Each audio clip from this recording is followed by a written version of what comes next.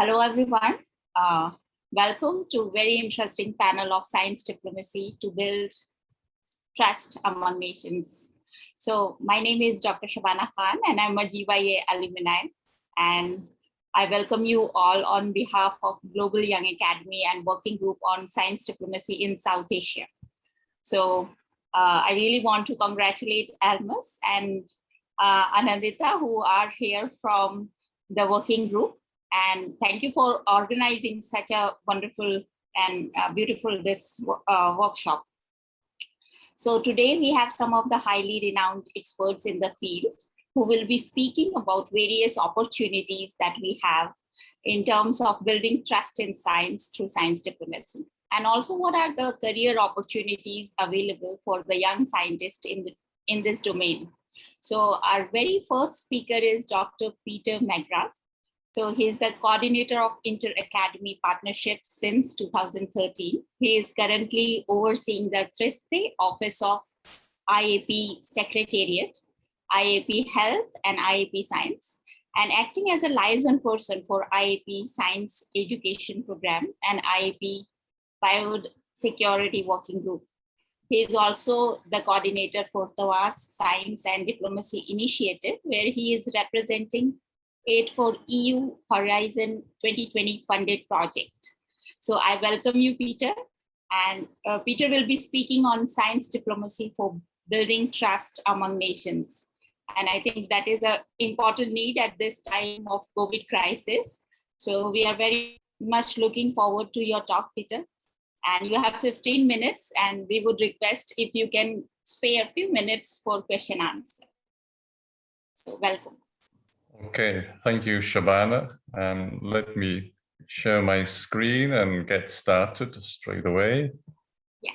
I hope you can see it, and I hope you can see my slides. Okay. Yes, yes. So, science diplomacy for building trust amongst nations. I've been told that most of the audience are scientists, of course, GYA members, and there may be a good number of you that are not familiar with what is science diplomacy and how it works. So I'm going to touch on these two aspects before I get into the sort of final part of my presentation, actually, on can science diplomacy build trust among nations? Science, I hope you're all familiar with, is a systematic enterprise that builds and organizes knowledge through testable explanations and predictions. And of course, it's a universal language. We all speak it the same way, but it should also be neutral and free from political views and judgments. Diplomacy, on the other hand, in English, we'd like to take two nouns and squash them together to create a new concept. So diplomacy is quite different. Diplomacy is really an art. It's about negotiations. It's about relationships. So how does science diplomacy work when we do squash these things together?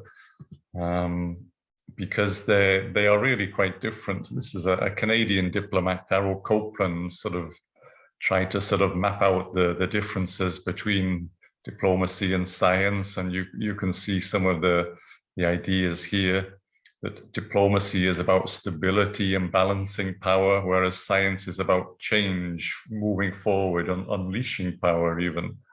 Diplomacy is about conventions, whereas science is about experimentation. Risk aversion, if you're in diplomacy, whereas in science you're very tolerant to risk. It's sometimes the unexpected consequences that help you move forward. Diplomacy relies on tact and discretion and persuasion, whereas any persuasion we try to make from science, we rely on facts and data. So you can see these two areas, these two communities, if you like, have very different ways of thinking and of operating, and are often seen as very distinct. They each inhabit their own ecosystem. But what happens when we move them a little bit closer together? This is where there is a space where science diplomacy can begin to operate. Okay. So what do we mean then? What exactly is science diplomacy? There are some definitions, and I put some other background reading if people are interested here for the, let's say, more modern definitions, if you like. But really the first definition that we have of science diplomacy comes out of this workshop report from the AAAS and Royal Society in 2010. So although science diplomacy goes back hundreds of years as a practice, it was never really labeled as such until, until this century. And this is the first definition we have, and it relies on three pillars: science in diplomacy, and this is where science is used to inform foreign policy, the science advice into international relations and so on, for building international agreements. We'll look at some of these case studies in a moment, but the Paris Climate Agreement is obviously one that springs to mind. Without science, there would be no agreement there. Second pillar, diplomacy for science. We're talking about facilitating international science cooperation.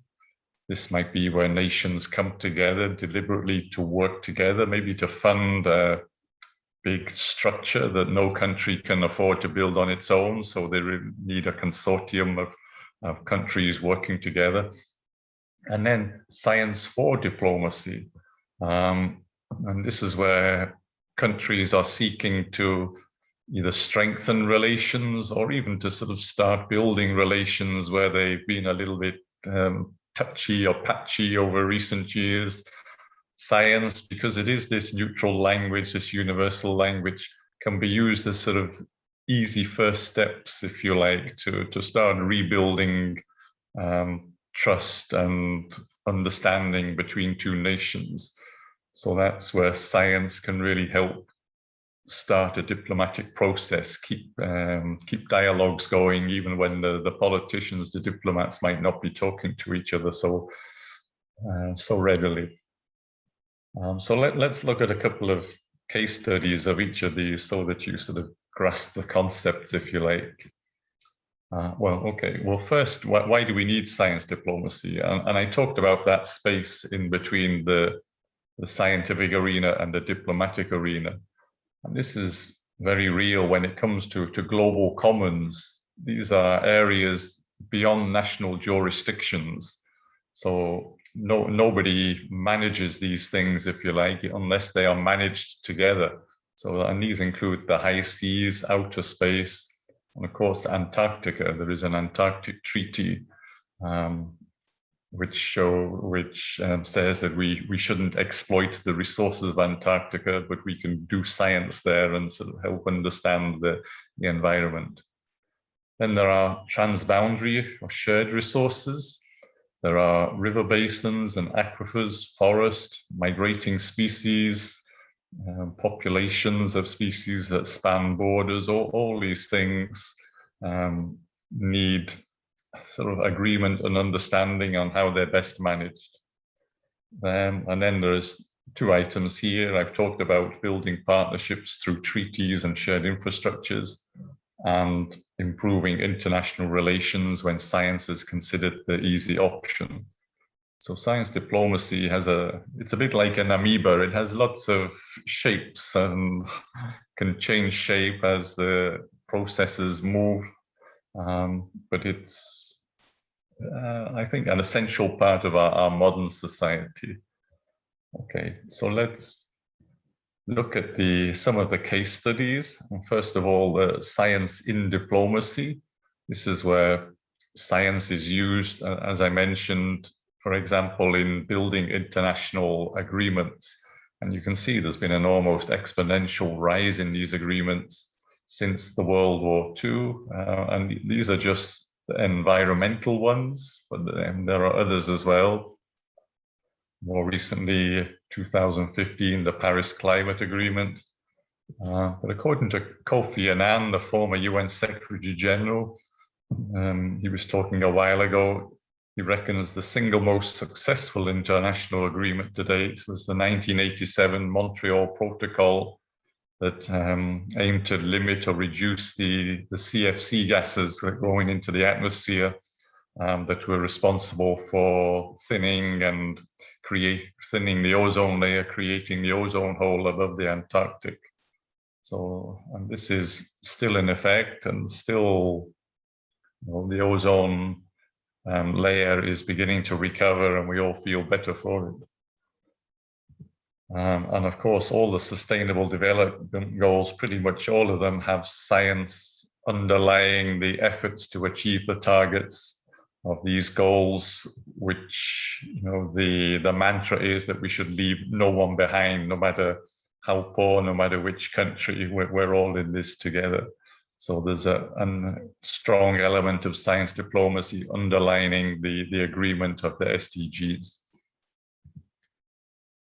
Okay, so let's move to diplomacy for science. And this is where we talk about diplomacy, international groups of countries coming together to support big infrastructures that one country may not be able to afford on its own.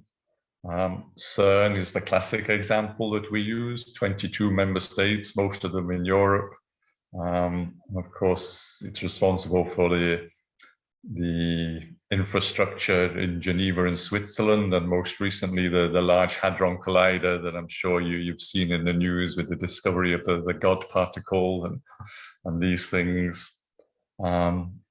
Still ongoing, still in the process of being built, largely in Australia and South Africa, is this square kilometer array. The headquarters are actually be in the UK, but you see the other member countries here as well, China, India, Canada, and some European countries, all collaborating together, all providing the funding, the expertise to help build this massive radio telescope that is going to produce a lot of data. And you see also parts of the telescope we built in other African countries to sort of broaden the sort of footprint and the resolution of the images that we will receive from this telescope. So it's an exciting time, I think, to be in radio astronomy when this comes online. And then science for diplomacy. This is about using science as the easy option. And there's a British guy here, James Hammond, I think, Hammond.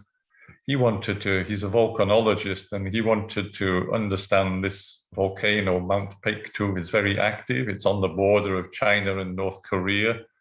It's absolutely understudied, but if it does erupt, it could be, a big deal, especially for the local people, but even more broadly, depending on what sort of ashes and stuff was emitted into the atmosphere. And so he worked with the UK's Foreign Office, and really through pushing his scientific agenda, he managed to open diplomatic relations. He was able eventually to get the permission from the North Koreans to put sensors around the volcano and send information back to the UK. You can imagine this in a country that is very sensitive to spying and so on. But this is a project. It took time, it took negotiations, but it also helped improve the relations and opened up those channels between the UK and North Korea. So very interesting case study. And then finally, this is one, it's a sort of golden child of science diplomacy, if you like. Many of you have heard of it. It's the synchrotron light experimental science and applications in the Middle East, SESAMI. I like it because it's a great acronym. It officially opened in Jordan in May 2017, so it's now operational. And you see here the participating countries are countries that don't always talk kindly to one another, let's say it like that. And this started out really as an initiative of science for diplomacy from the scientific community wanting to do something to ease tensions in the Middle East region. But now that it's operational and these countries are supporting it, they're sending their science there, it has become an example, we can say, of diplomacy for science, now that the nations themselves have bought into it and the scientific results are starting to be published. So it's switched, phase 1 to phase 2, from science for diplomacy to diplomacy for science. Well, and I think this is also a big a good example of how science diplomacy can help, in a small way at least, to ease tensions between nations, which starts to answer this question that I was asked: can science diplomacy build trust among nations? Another classic example that we use is the visit of Richard Nixon, US president at the time in 1972, to China to meet Mao Zedong. And this was really at the point when China had been closed for many years and was just starting to open up, and really putting science, scientific exchanges, common challenges between the US and China, and exchange of scientists on the table. That was built into the memorandum that they signed following this meeting in 1972. So that was a sort of real success of science diplomacy. And then, of course, science is at the core of many of the UN organizations. The WMO, of course, is essential in the climate change agreements that we've mentioned. But I want to sort of bring this, Shabana mentioned the age of COVID. So let's have a little look at how is science diplomacy working in the age of COVID? And of course, the World Health Organization in this instance is the key organization. And it maybe tried a little bit of science diplomacy with the investigating group that was sent to China earlier in March this year to investigate this lab leak theory. But of course, there are accusations that China was not so open with the information. The investigators seem to be reasonably happy with their report, but not many other countries are particularly enthusiastic. And of course, this is a topic that is lingering. So the trust in this instance is maybe not there. It needs a little more work. It needs a little more sharing of information. So I'm sure you're all watching this story as it unfolds. There are also international agreements: Convention on Biological Diversity, Chemical Weapons Convention, and a Convention on Biological Toxin Weapons, which is also interested in pandemics and pandemic preparedness and so on. So the BWC, the Bioweapons Convention, has built into it these confidence-building measures that are actually designed to prevent and reduce occurrence of ambiguities, doubts, and suspicions, and to improve international cooperation. So if this is not a perfect example of science diplomacy in an international agreement, I don't know what is. And you can see the examples of different kinds of confidence-building measures here, whether it's exchanging information on laboratories, declaring legislation. And all these are available on the Bioweapons Convention's website. Many of them are locked unless you're another member state, but a number of them are also public. You can go and see them. And I'll just bring your attention to the final one: Declaration of Vaccine Production Facilities. It seems like every Zoom call we have these days starts with vaccines. Have you had it yet? And of course, we hear the term more and more of vaccine diplomacy, and China as well is playing this game and playing it reasonably well, I think.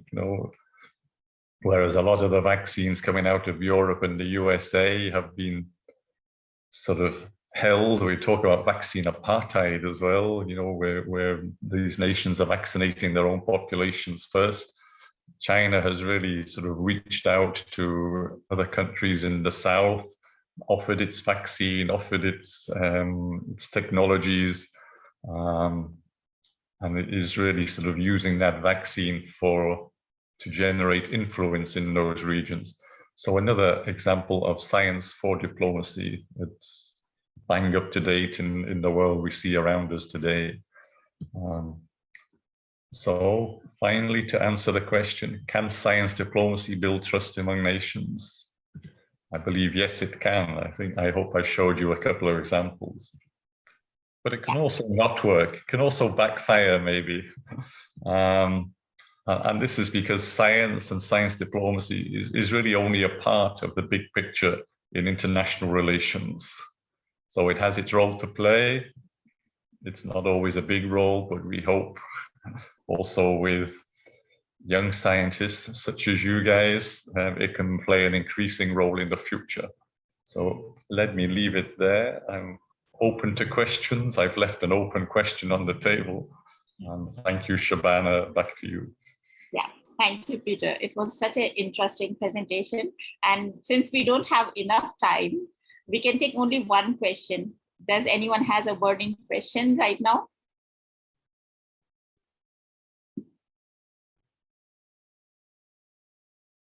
I don't think so. So if anyone has question, please type in the chat box and we can take it later on. Thank you, Peter. And now our second speaker is Mohammad Adil. He is a career diplomat at the Ministry of Foreign Affairs in Pakistan. He is also a PhD scholar in agricultural biotechnology at the WA State Agricultural Biotechnology Center in Australia.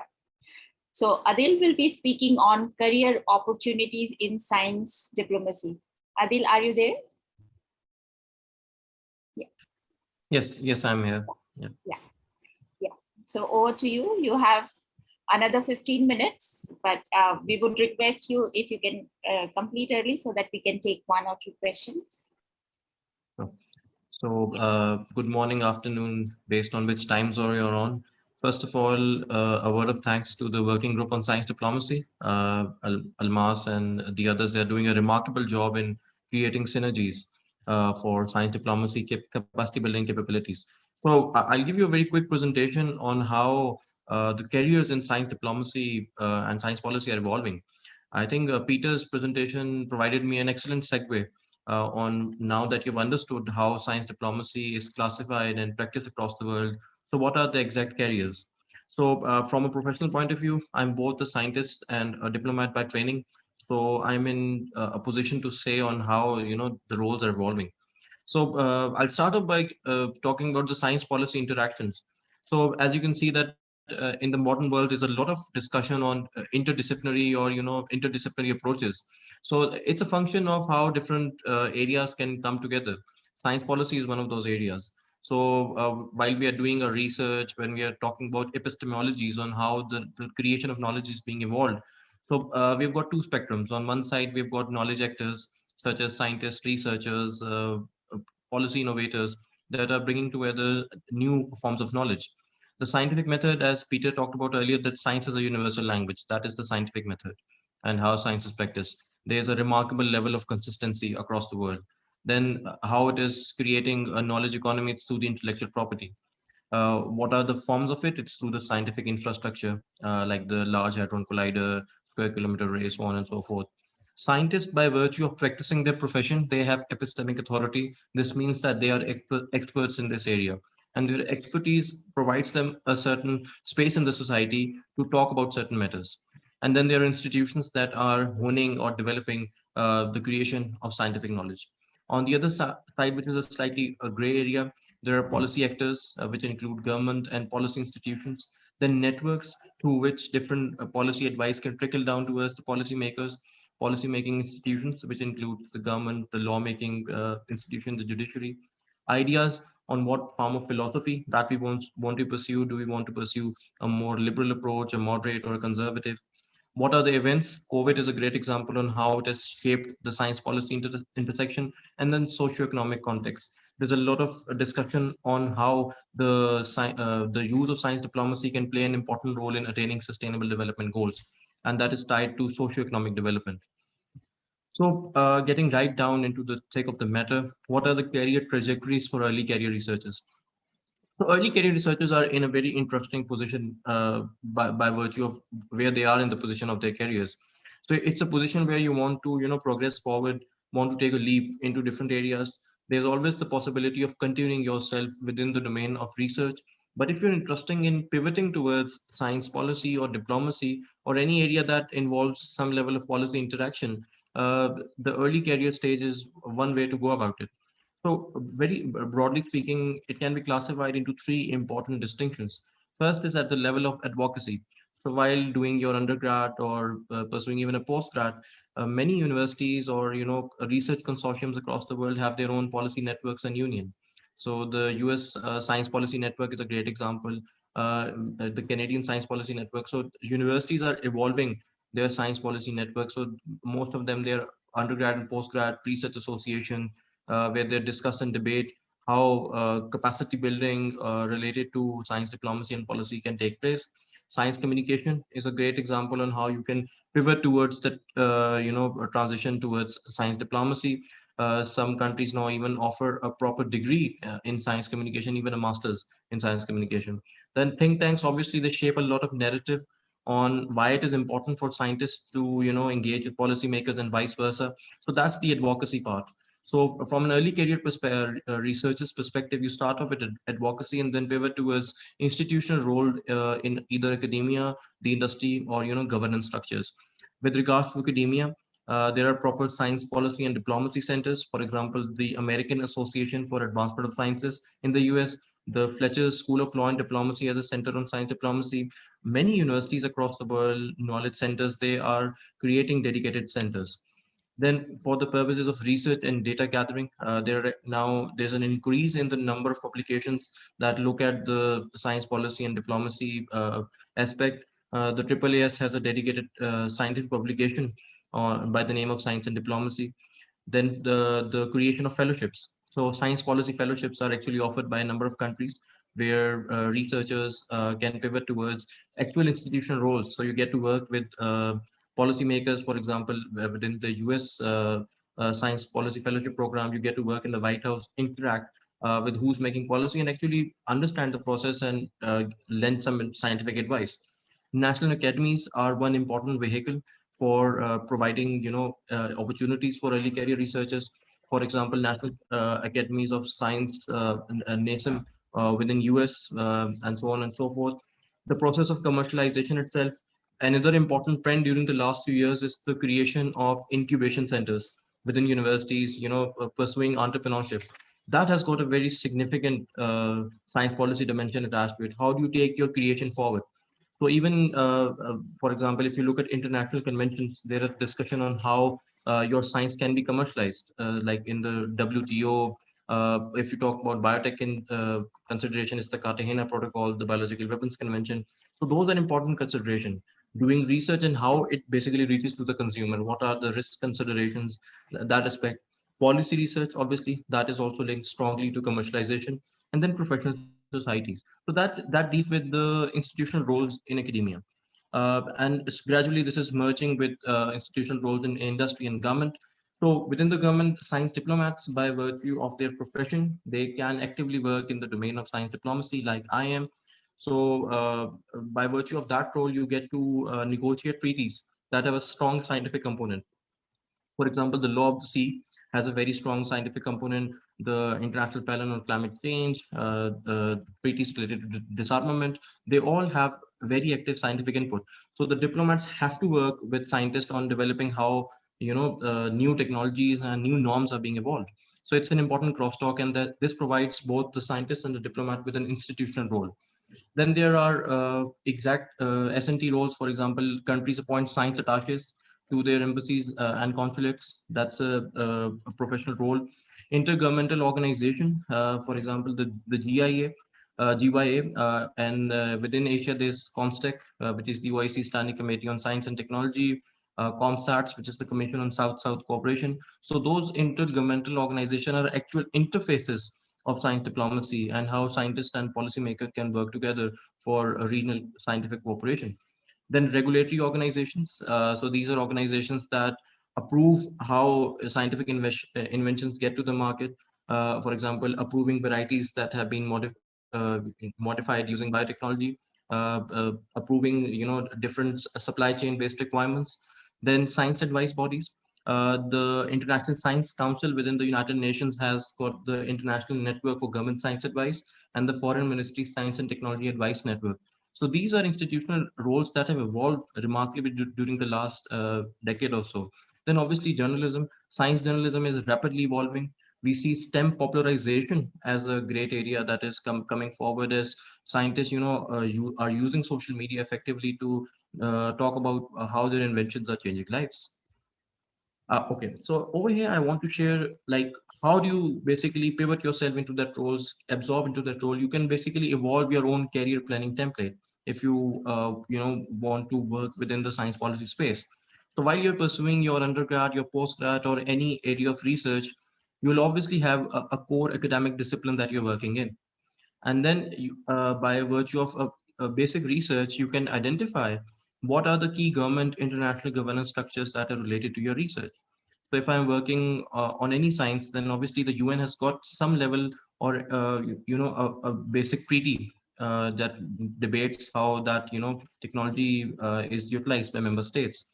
So if I look at biotech, then the WTO is looking after how the commercialization takes place. So there's the phytosanitary agreement which talked about biosecurity and how risk-free trade can occur. Then regional organizations such as the European Union, it also provides standards on how your research is being commercialized. Then centers of excellence such as the ICGEB in the domain of biotechnology, IRI based in Philippines. So these are interfaces where a pool of scientists can come together, create synergies, and uh, become pathways for advancing the science. Then also look at how the regulatory part, so national biosafety committees, risk assessment frameworks, how are they adopted. Then the UN also hosts a number of expert working groups. That those are active places where early career or mid career researchers can participate in, and this can become your platform towards actively contributing to science diplomacy. For example, within the UN, so there's a expert working group on cybersecurity. There's an expert working group within the Cartagena Protocol that deals with biosafety. Same goes for the Biological Weapons Convention, which has got the meeting of experts.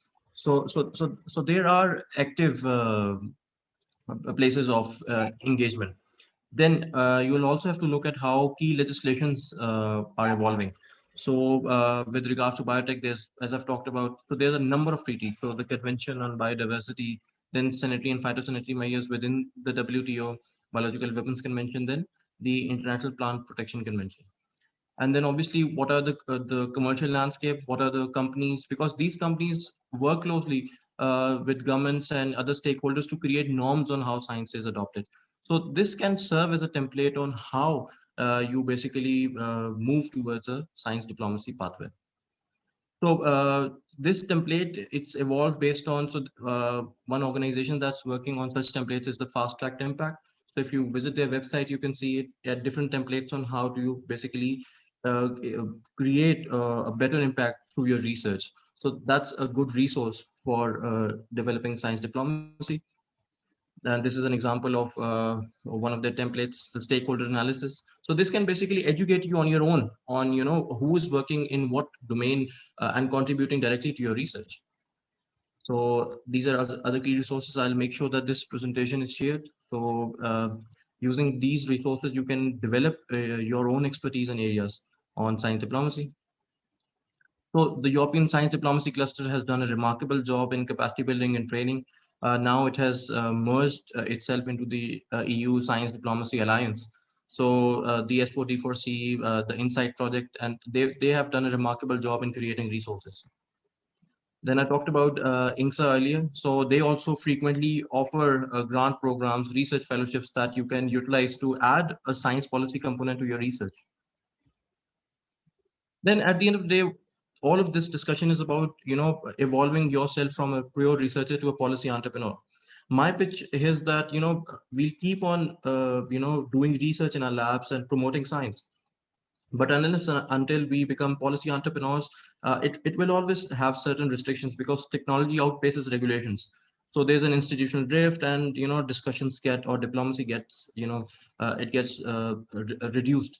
So the reduction can be ameliorated by pursuing a pathway towards policy entrepreneur. So these are the skills that you can harness during your uh, education. Then this obviously leads towards the concept that science diplomats are also entrepreneurs, because there's a lot of skill transferability. As we can see in the case of tech incubators, there's commercialization of science diplomacy by science in diplomacy. Then there's a technological convergence which is naturally paving a pathway towards science diplomacy. And then there are science diplomacy platforms, and then actual technological tools and applications that are providing countries and different stakeholders for pathways towards science diplomacy. And then these are opportunities that are evolving at a very rapid rate. You could see Global Young Academy as well, this working group, the American Association for Center for Science Diplomacy. The Newton Fund is a grant structure within the UK for facilitating science diplomacy. So within my own area of work, I've looked at how science diplomacy caters to biotech. So I've looked at very quickly at the science communication level, then at the process on how it's debated internationally, and at the product on how different countries can develop regulations. So while this paints a rosy picture of pivoting towards science diplomacy, you will also have to look at supply and demand. What is the appetite within your country, within your research institution on incorporating science diplomacy and science advice? Geopolitical context, what are the relations, what are the key issues? For example, COVID is a great platform for promoting science diplomacy. So how vaccines are being developed, so it can go either way. So vaccine nationalism versus vaccine diplomacy. Then what is the kind of platform that you should use? Is it institutional, academic, or should you adopt a more professional role, such as becoming a diplomat? Sustainability in the longer run, your interest might change. And then there are obviously value conflicts in rendering science advice. So let's say with GM crops, there is consumer perception with different sciences. So that can also enable. So very quickly, recommendations include that you have to identify with the science diplomacy niche area to work with. You have to look towards developing a network, create a balance between publications and policy engagement, and work on creating deliverables. With this, I thank you for your time. Would be happy to take any questions. Yeah, thank you so much, Adil. So do we have any question? One quick question. Please unmute if someone wants to ask. Hi, may I ask a question? Yes, please. Yeah, I'm really interested. Thank you for your presentation. I'm really interested to know that if you want to really learn the concepts of the science diplomacy, which universities really offer these courses and how one can really get involved in these ones? Yeah, thank you for the question. So right now, there's no like a masters of science diplomacy or stuff like that, but there are resources that have been created, ample amount of resources. So the European Science Diplomacy Cluster, if you just do a simple search on S4D4C, you'll find a complete resource on the classification of science diplomacy. They have also created an early career researcher toolkit that how you can basically incorporate science diplomacy in your career. In the next few years, I definitely see a proper, a degree in science diplomacy coming forth.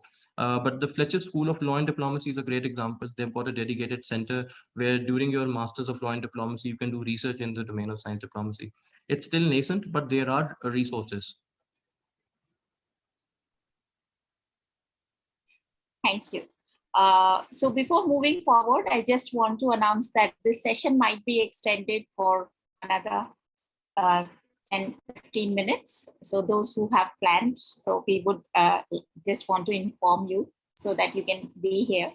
So our third speaker is now Dr. Paulina Carmona Mora, who is a research scientist at the University of California, Davis. She is interested in global affairs, in connecting countries through science and increasing diversity in the scientific community. Dr. Paulina will be speaking on science diplomacy in Latin America. So welcome, Paulina, and you have only 5 minutes, so please, you can start. Thank you. Well, hello, everyone. Can you use my screen now? Yes? Yes. Yeah. Yes. Okay, thanks for the invitation. So I'm actually shifting a little bit the focus. The first two talks were awesome in the global terms. And now, because I'm from this continent, America, I'm going to bring you a little bit to what we feel as GYA members we need to do for science diplomacy in the Americas. So the Americas, or America, the continent, is one continent, but at the same time, it is many continents. So geographically speaking, the normal separation of the Americas will be North, Central, and South America. But actually, we also have so many other Americas that get a split because socioeconomical issues, geographical, political issues, you name it. That could be the Caribbean, Commonwealth countries only, Amazonian countries, or just the Southern Cone, which is where I'm from in Chile. So some efforts there have been actually in the region to harness science diplomacy strategies, but most of these have been in separate, not accounting for the whole continent. So for example, bilateral relationships from the US to the world, or between Latin American countries, which are, there are many clusters of international cooperation at the governmental level. So actually what we feel we need more is more integration for strengthening the research systems in Latin America. And this, why is important? It will give us better research and knowledge production. It will increase dramatically innovation capacity, and of course, it will help achieve the whole continent at kind of at the same time, the Sustainable Development Goals.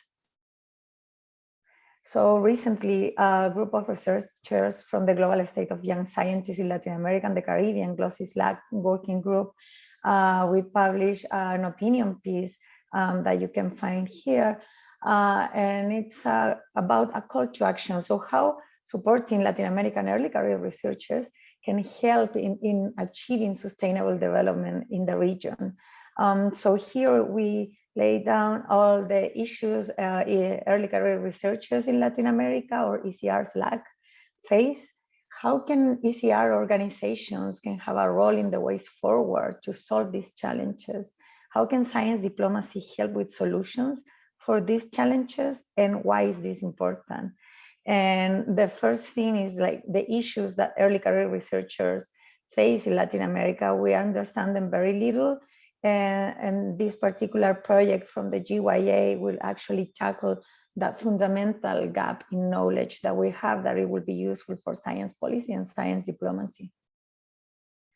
So the specific issues that ECR face, we know ECRs globally face many issues, but there are different region-specific or country-specific issues. So for example, in Latin America, we can identify 3 mobility groups defined by training in their home country, those that pursue training abroad and came back to their home country, or the scientific diaspora.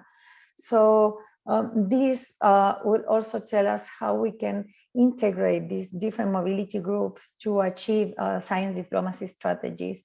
So first of all, we have to know that we use a very different definition, usually in the UIA and also in this opinion piece for ECRs, that is more inclusive and takes into account all the differences that different research systems have.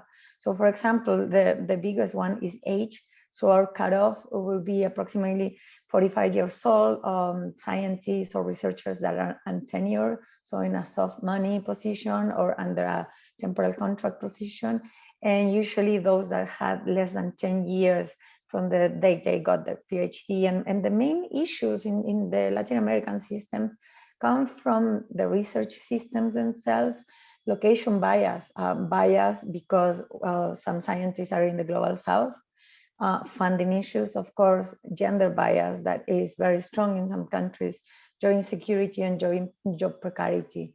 So we give examples, concrete examples of ECR organizations from all the mobility groups that we define, and how they can make contributions. And actually many of these organizations already make contributions to policy to improve the conditions of ECRs in Latin America. And also we propose that we need harmonized pan-regional strategies to help strengthening Latin American research systems. So we need this to understand better the depth and the intensity of the challenges.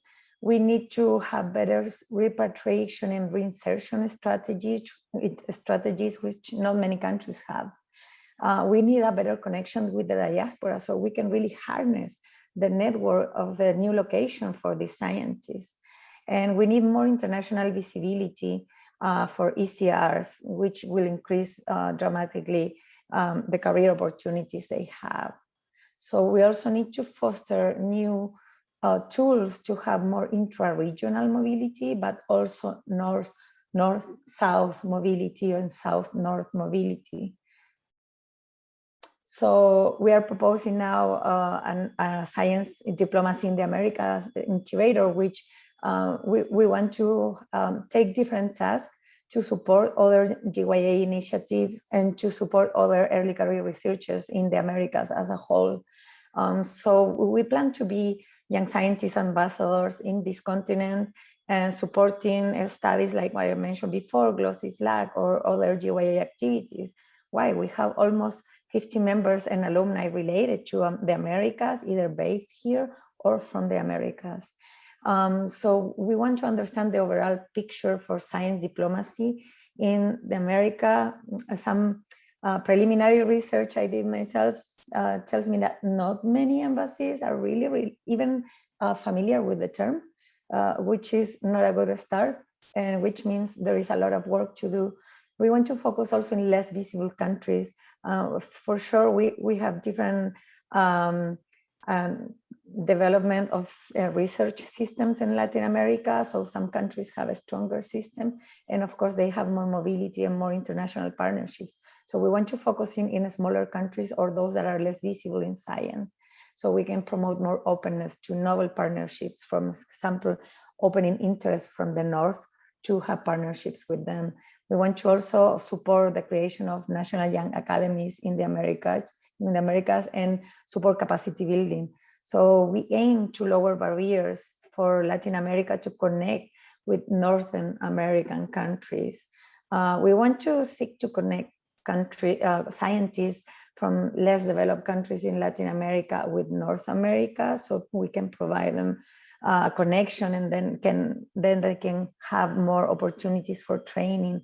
We also want to connect directly with diplomatic offices in the continent to have this landscape of what are the current efforts that they have and if they are really towards supporting ECRs. So I want to thank everyone for listening, and also the invitation to propose this and introduce them what we aim to work here. Thank you. Thank you, Paulina. Is there any question for Paulina? We can only take one. So please unmute and ask.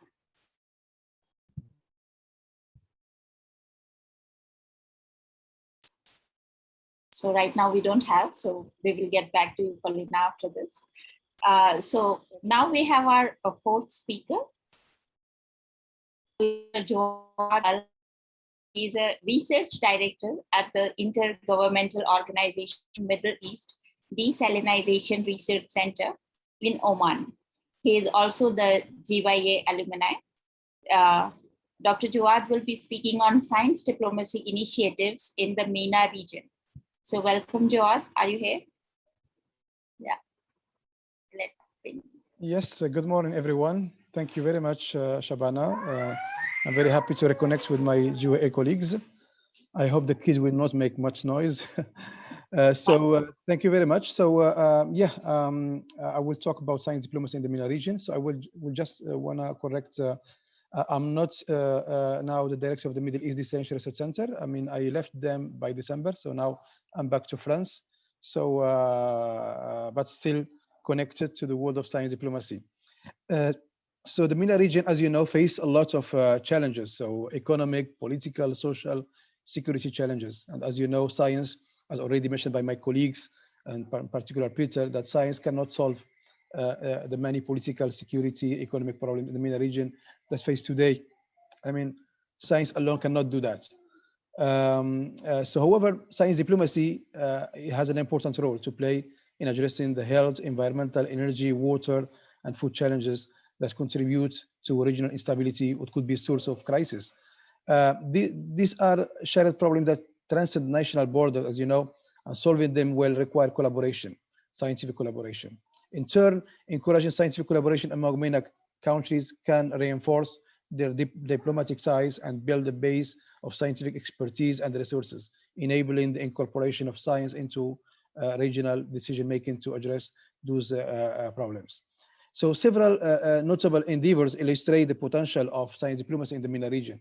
I can mention some examples. For example, SESAME, that was already mentioned by my colleague Peter, which is the synchrotron light for experimental science application in the Middle East, which involves, countries which are, you don't have diplomatic relations. So we are talking about Israel, Iran, and we have Egypt, Jordan, and other Arab countries in the region involved in this project, and it's already running, as mentioned by Peter already.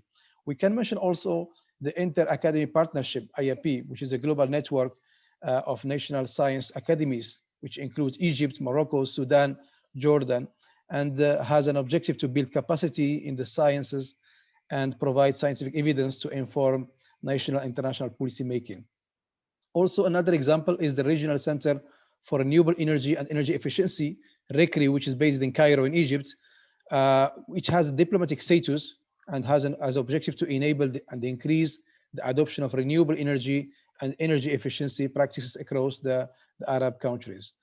I can also mention the Arab World Association of Young Scientists, which is a network that I co-founded 10 years ago with my colleagues from Egypt and Tunisia, which is also, we are doing a lot of work promoting science diplomacy. 3 days ago, I gave a conference on science diplomacy for a group of what we call here in Morocco, the youth governments. So these youth governments are young people doing, careers in politics in particular, and they were really very enthusiastic about the concept. Some of them never heard about science diplomacy. So I think it's very important not only to involve scientists, obviously, but also to involve diplomats, and especially young diplomats. On the other hand, also I can mention the initiatives led by my colleague, GWA colleague, Dr. Amal Amin, like Science Diplomacy for the Future or Women in Science Without Borders, whose main objective is to connect the world with science and as the main pillar for international cooperation. And also I can mention the Middle East Distillation Research Center. I have been working there as a head of research for 5 years. So we have been working there. I mean, the main objective is to provide to respond to two major challenges in the MENA region, which are water and peace. So as you know, we are dealing with the Palestinian, Jordanian, Israelis, and so we provide solutions, in particular in desalination. So desalination is a technology that could provide a solution for water scarcity in the region. On the other hand, also to contribute to the peace process. So we were gathering Israelis and Palestinian, Jordanians, in particular water authorities, but also diplomats, to talk about transboundary water issues. So as I can give you an example of one of the promising project that was somehow sold as a water diplomacy solution, which is the Red Dead Sea project. I don't know if you heard about. It's about bringing water from the Red Sea to the Dead Sea and taking advantage of the difference of altitude.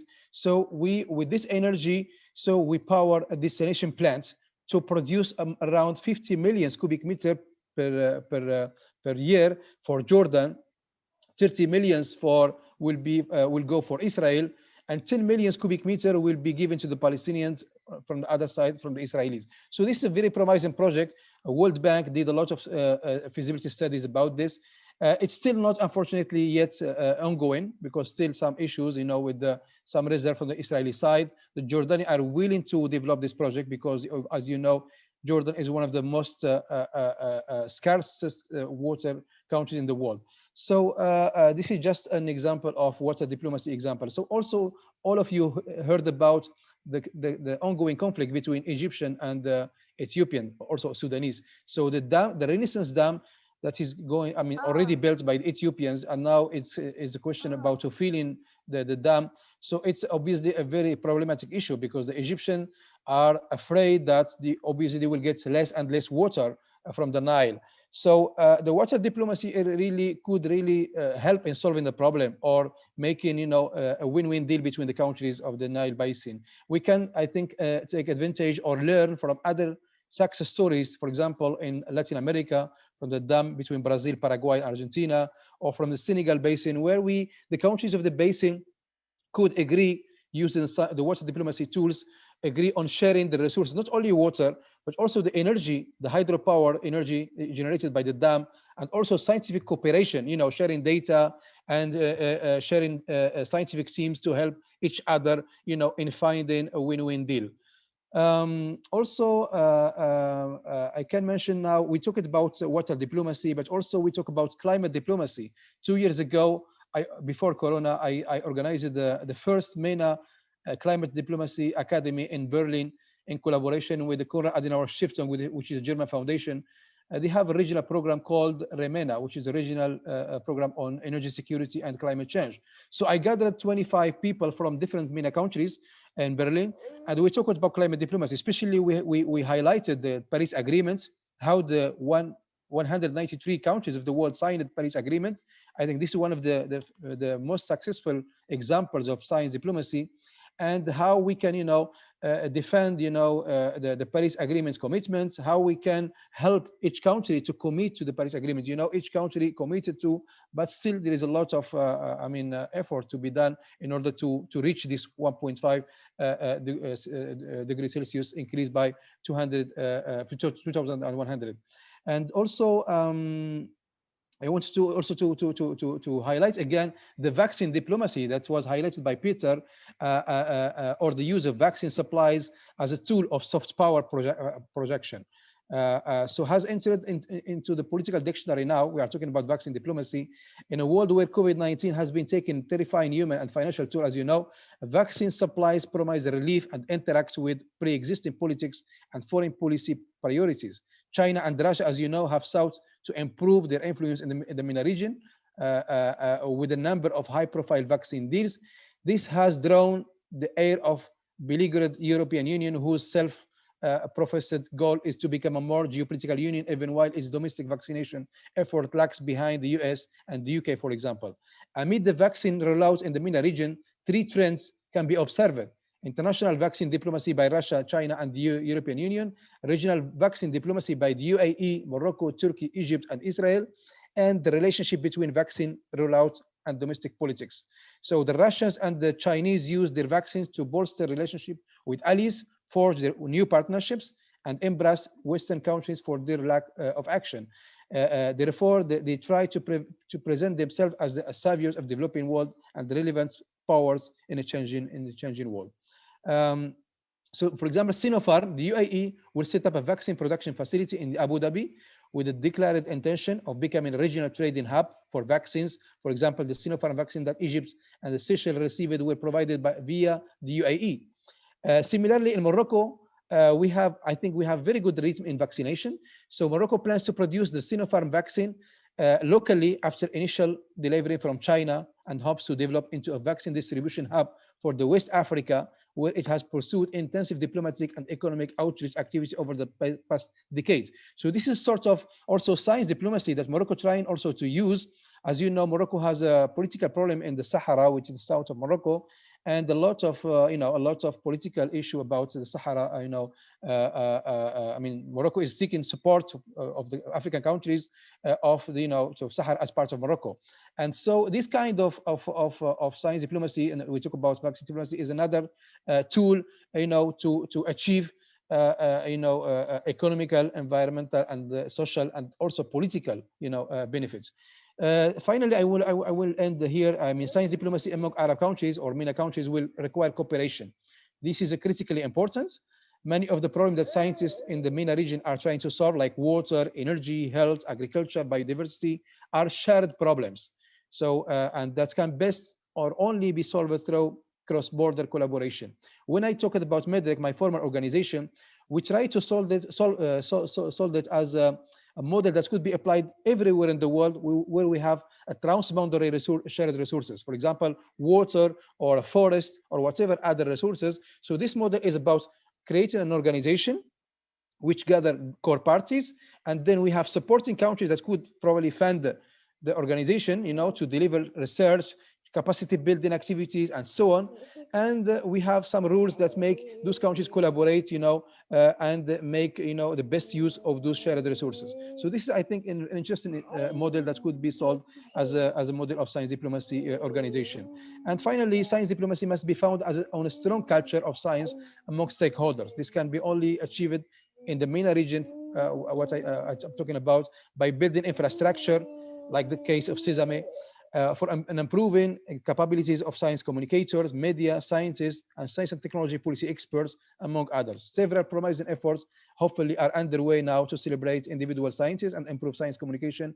I hope that we will achieve more in the few upcoming years. I will be happy to respond to any question. Thank you for your attention, and sorry for not getting the time to have a PowerPoint presentation, but I hope it still was clear for you. Thank you very much. Yeah, thank you. We do have a question from Suraj, and his question is, has Israel or other MENA countries developed their own COVID vaccine, which passed human clinical trials and under use? Yeah, thank you very much for your question. The only country I think in the MENA region that I heard about probably an attempt to build their own vaccine, I think it's Israel. Otherwise, the other countries, as I said, like Morocco and Egypt and the UAE especially, they are trying to play a role of a hub of vaccines. So through a deal with the producer of the vaccine like Russia and China. And so Morocco and UAE achieved that. I mean, they are already, you know, they provided the testing for the vaccines of China and Russia. And so they got, you know, this role of hub.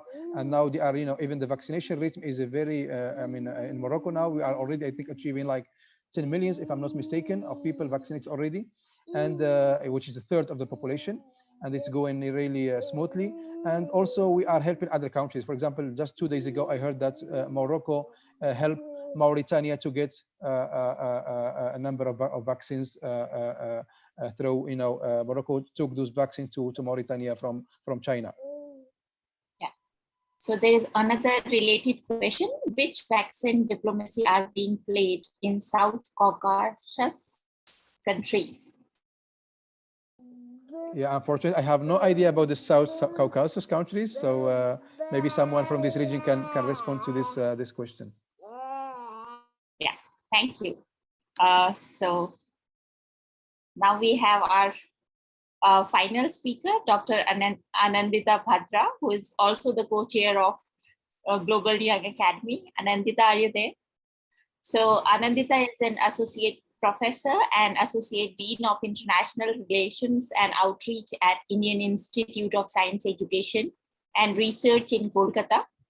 And Anindita will be speaking on science diplomacy in South Asia Working Group Activity Report 2020 to 2021. Anindita, can we see you? Yeah. Thanks, Shabana. I don't have a presentation and I will be very brief. So before I give you the report, I thought, because this is an audience which is typically not familiar with this working group, let me begin with a story about the GYA. So this was our first year at the GYA. We were new members, and we met up a lot of new people and made a lot of new connections. And what I was amazed by was that some of the people that we started chatting with and kind of gel together.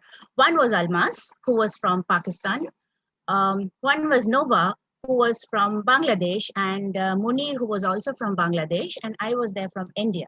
And then there was Aftab from Pakistan, and we started talking, and then we realized that we are neighboring countries, and countries who are not really friendly with each other politically. We don't get to see people from across the border very often, but we have the same cultural roots.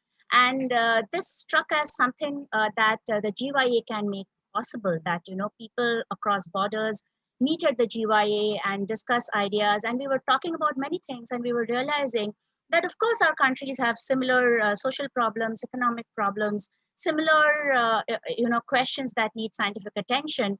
But then we don't talk, we don't collaborate when it comes to the scientific community.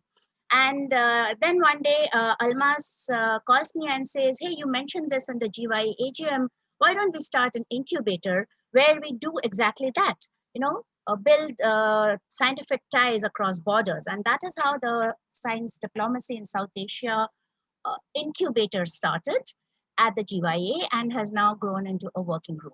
And over the last 4 years now, we have, grown in size.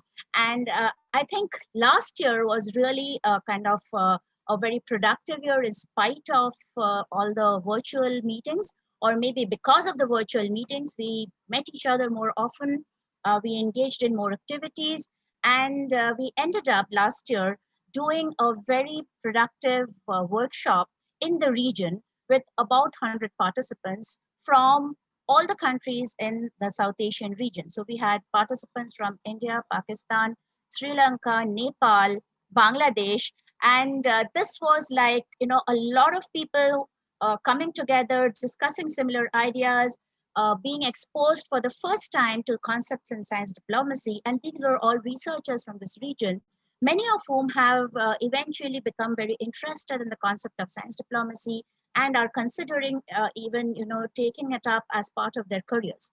So this was once a very successful workshop, which we did in November, December, completely virtually. And now several manuscripts are being actually produced by groups in this workshop based on what they have learned. And these are manuscripts on different SDGs that these groups have been assigned, and they are working on it. First drafts have been edited, commented upon by reviewers, and now they're planning to submit these to journals. So that, I think, is a productive output. Another very productive output from the group has been a publication in the AAA's Journal on Science Diplomacy in January this year, where the members of the group put together an article talking about the need for science diplomacy in this region. And this article has been you know, receiving a lot of views, and we have received a lot of comments from people. In fact, some people involved in science diplomacy, I know from India, who have read this and have commented saying that this is very useful. Thank you for doing this. So that has been, you know, the primary activity of the group, and the group is now planning a new workshop on in the region again on science leadership. So which will involve both diplomacy and other aspects of science leadership. So I will stop here and we can take questions for the whole panel. Thank you, Shabana. Thank you, Anindita. I think who someone mentioned. So Martin mentioned he had some general question. So Martin, would you like to ask your question? If you can unmute, yeah. I noticed that there's some silent diplomacy. Diplomacy efforts actually stop working once they become too visible. Does anyone would like to say something about this and further elaborate in particular what the challenges on this are?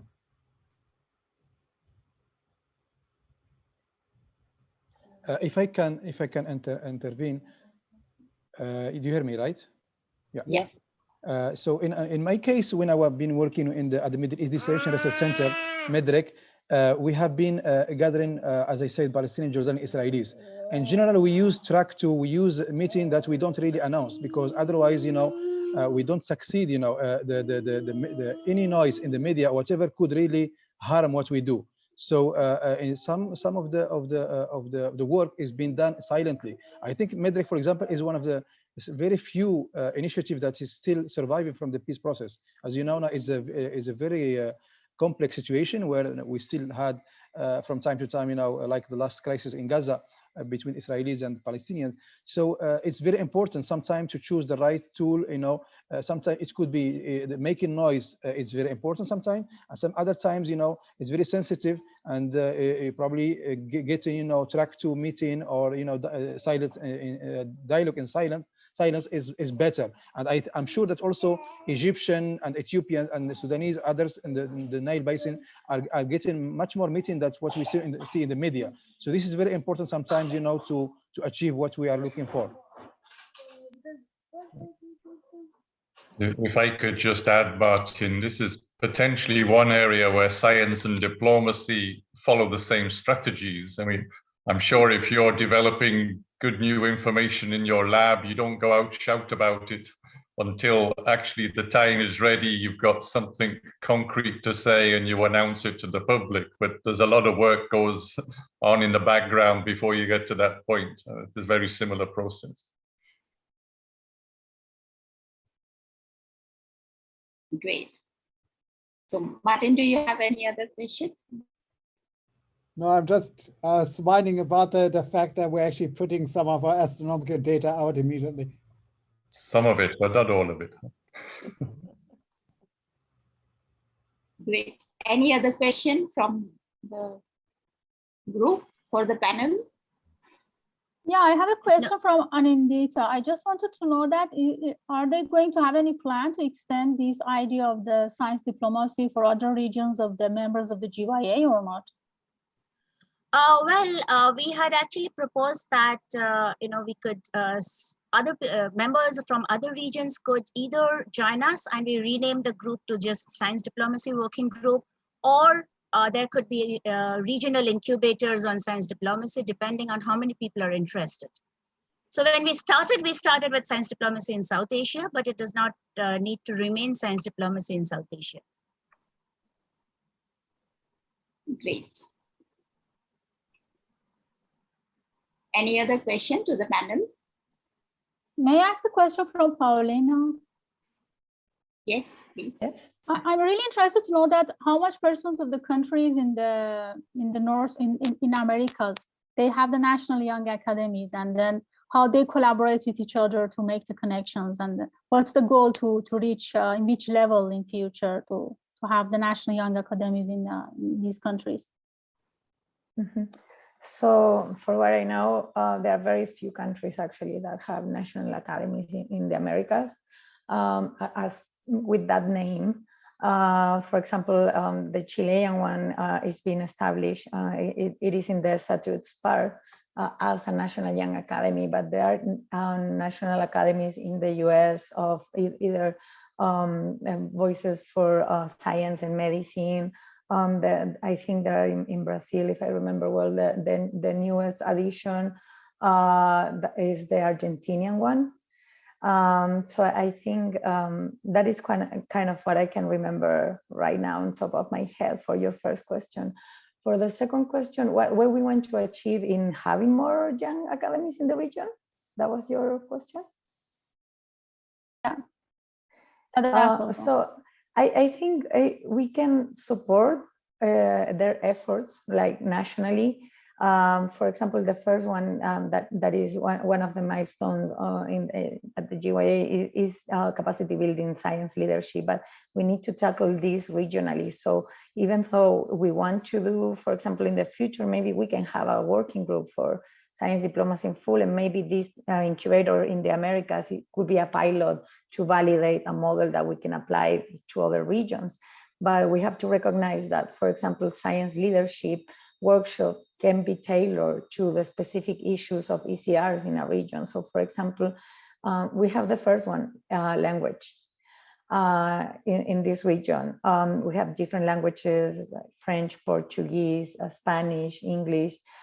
So we need to overcome that one first. So that causes a bias on who can be trained, usually in a capacity building event.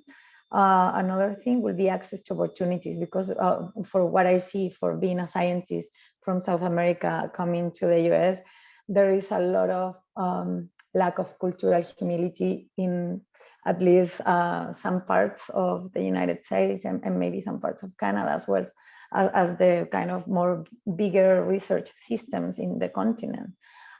So I think we want to create that connection so these scientists from Latin America and the Caribbean can be visible, because it just starts with that. And then once you put the seed, they can start to collaborate, they can start more capacity training. So NYAs are a great way to reach more people and have better stakeholders in every country.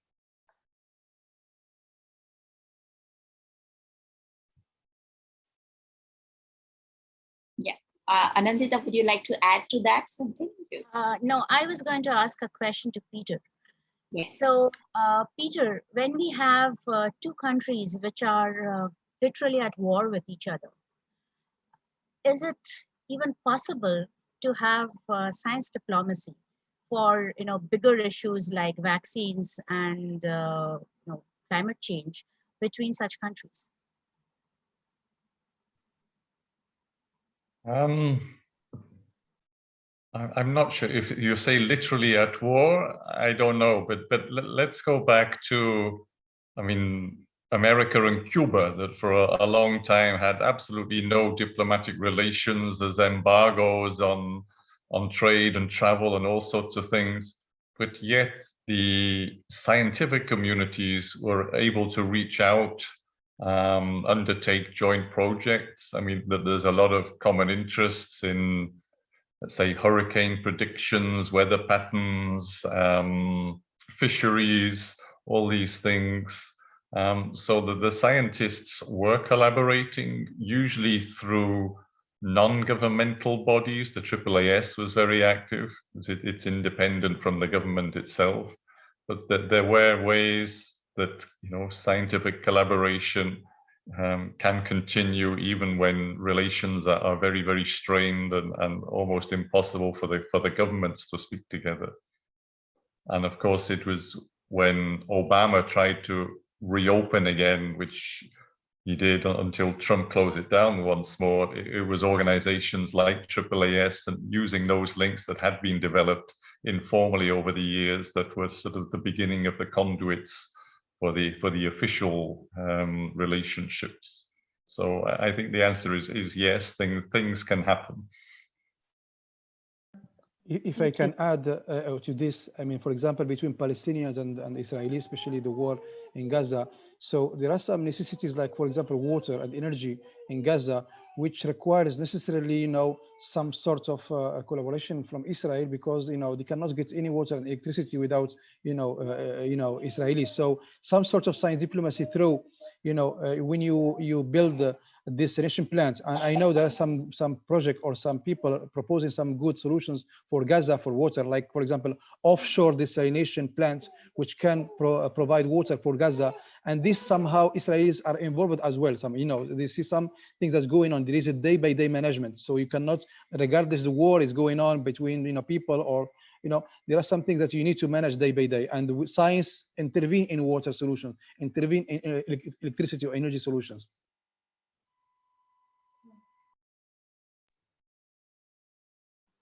I think that's something very positive about science diplomacy that we can, you know, take as a take-home message, because everybody knows about the condition in Gaza right now. And even then there is science diplomacy happening that I think is very positive.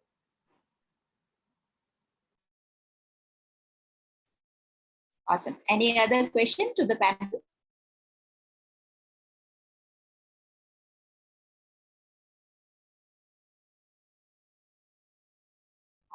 I think no more. So, so Anindita, would you like to conclude the session? Sure. So thanks to all our panelists for being here with us, and for all the participants for spending the time to be in this session. I know a lot is happening right now. We are having networking sessions, we are having nominations ongoing. So people are busy and across time zones. For some of you, it's really early in the morning. So it's great that we are here, and the panel is of course being recorded. So it will be available to anyone who wants to catch up on it later. Thanks to Shabana for the great moderation of the session, and for this idea of this session and setting it up. Thanks to the Science Diplomacy in South Asia Working Group. I hope the participants have been enriched by all the discussion that we've had, and some of you would take up science diplomacy in your careers and participate in science diplomacy efforts of the GYA in the coming years. Thank you.